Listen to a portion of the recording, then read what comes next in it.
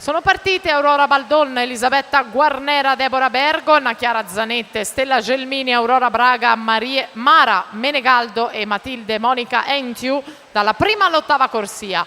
Mentre assente la Rizzato in 7, nella prossima serie la quarta junior, nuoteranno Sara Sini in 1, Anna Potric in 2, Sara De Gasperi in 3, Anna Bellò in 4, Lucrezia Tosini in 5, Matilde Rebizzi in 6, in 8 Giulia Baruzzo. Anna Chiara Zanette per i colori dell'Arca Spilimbergo che vince la quinta serie, 30-07 per lei.